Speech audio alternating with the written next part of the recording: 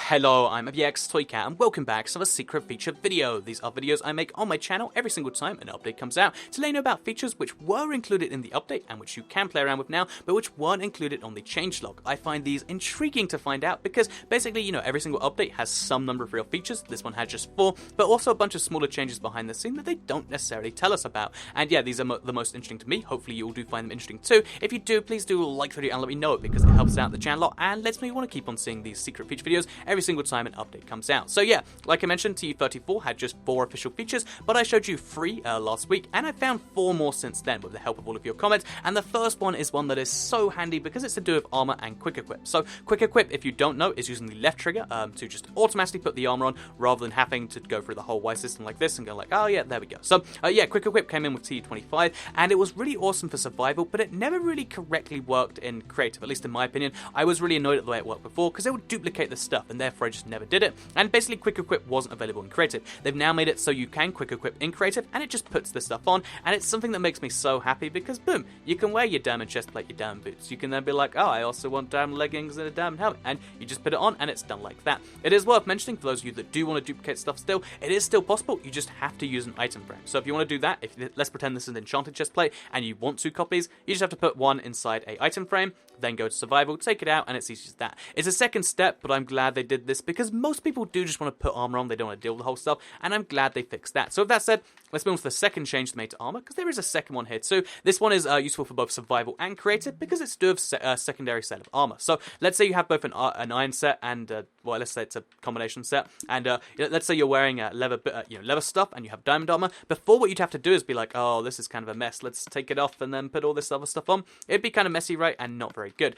Now, however, as of the most recent update, if you do have this exact same situation, so, all the bits but the chest plate, what you can actually do is just quick equip and it switches it for you. So quick equip the helmet, quick equip the boots, quick equip the thing, and now we're wearing full diamond while being on the run. I think it's a really, really useful little change, and I'm glad they made it. So yeah, that's 2 awesome changes to armor. One, making quick equip work properly in creative, or at least properly in my opinion. I guess better is a more accurate word. And then second of all, they've made it so you can switch armor on the fly, which is awesome because now we're wearing full diamond armor, which is it's nice, isn't it? So with that said, let's move on to the third secret feature, which is kind of a follow-up to the ones to mushrooms. So if you don't know, mushrooms have a separate spawn limit now. Some people have been saying it's been around for longer. I can't find any proof of that, but apparently it might be the thing. One thing that I definitely have never seen before, and a lot of you haven't seen, because a lot of people are suggesting, oh, if you have the max number of cows, but mushrooms are separate, why not then use that to get infinite number of cows? So the reason that doesn't work, so here you can see cow limit maxed out, mushroom limit maxed out, you should then think, if we turn a mushroom into a cow,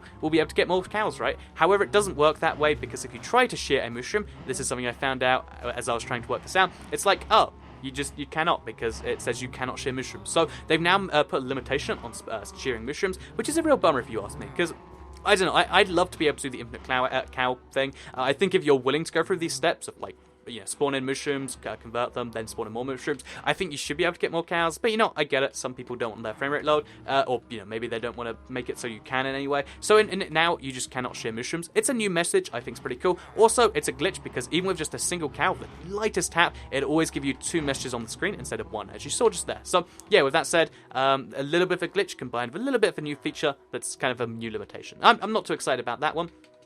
But something I am very excited about is something to do with the very edge of the world. So the edge of the world, again, this is something that might have come in a previous update, but I'm pretty sure it's of this most recent one. They've made it so the edge of the world is now properly accessible if you want to place blocks there. Because before, if you found diamond in the edge of the world, you could pull it out and then mine it from there. Because if you don't know, the very, very last block is unmineable. The one before that is, I believe, unmineable for the most part. Okay, no, it's not actually unmineable. But yeah, the block before that is next to unmineable if you don't do it correctly. And basically, yeah, the last block is completely unmineable. You could destroy it, but besides that, it's there, or you destroy it, and then it's gone forever. But now you can actually build stuff there, which is really, really handy, because if you want to, for instance, put a block in the edge of the world, like this fence, you can do that. So how do you do this? So it's using sticky pistons. Before, if you try to put a block there, it would not work. Now it actually does. So we place a block sideways, we put some blocks there, and then we put one over there, and then we activate it. I do it's 1 block too short. I did. So yeah, what you do is instead, because I made a mistake, you gotta go 1 block further this way to place block there, and then place one there on the side. But yeah, now if we do the exact same thing, but we place a block over here, and then we activate the block using the redstone thing, we can actually push blocks into the edge of the world. Before, you could only reclaim them from the edge of the world. If you tried to push one there, it wouldn't work, so it'd be like a one-way system. Now you can actually place blocks there. So although it's really tricky to place blocks on this last thing, because again, you can't do it naturally, you have to do it entirely with pistons, now you can actually have an edge wall to your house, because the thing is, people cannot destroy this last wall, and people can't get past it. If you had an entire wall here, people would not be able to get past, and I think it's a handy little change. It's a tiny change, but it's one that makes the game more consistent, and now means you can build using the edge of the world, and it's something I might be doing in the future. So let me know if you do want to see like things you can do building with the edge of the world video, because I don't know, in my head right now there's like 3 or 4 ideas. I'm like, ooh, that'd be pretty awesome. Let me know if you want to see a whole video on that, you know, with your words and stuff. Otherwise, I hope you did all enjoy today's video. Like it if you did like it, share if you really liked it, and subscribe if you're new around here. I make videos just like this one every single day on my channel, and if you subscribe, you'll see them daily on your homepage. Obviously, TU35 will probably come out in the next like month or two and be like a, you know, weird mashup pack adding update. That's my assumption. So when that comes out, I'll do secret features for that. But until then, I'll see you all in the next video, which is a Let's Play later today. So goodbye, everyone.